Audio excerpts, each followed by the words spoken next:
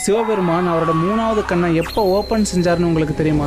உண்மையாவே அது சூப்பரா இருக்கும். முழுசா சொல்றேன், கவனமா கேளுங்க. ஒரு நாள் சிவபெருமான் கைலாயத்துல தியானம் பண்ணிட்டு இருக்கும்போது அதே நேரத்துல ஒட்டுமொத்த தேவர்களையுமே நடுநடுங்க வச்ச ஒரு அசுரன் பிறந்தான். அவன் பேர் தான் பானாசுரன். உண்மையாவே அந்த அசுரனை பார்த்து ஒட்டுமொத்த தேவர்களுமே நடுங்கி போயிட்டாங்க. அப்போ மகாவிஷ்ணு அந்த அசுரன்ட்ட வந்து, நீ எங்களை வேணா பயமுறுத்திடலாம், ஆனா உன்னால சிவனை பயமுறுத்தவே முடியாது. உனக்கு தைரியம் இருந்தா நீ போய் சிவனை பயமுறுத்திட்டுவான்னு அவரை உசுப்பேத்தி விட்டுறாரு. இதை கேட்டதுமே பானாசுரன் பயங்கரமா கோவப்பட்டு உடனே சிவன் இருக்கிற இடத்துக்கு போறாரு. அந்த அசுரன் சிவனை பார்த்து, எங்க உனக்கு பயமே இல்லையாமே, உன் கண்ணை திறந்து இப்போ என்ன பாரு அப்படின்னு சொல்றாரு.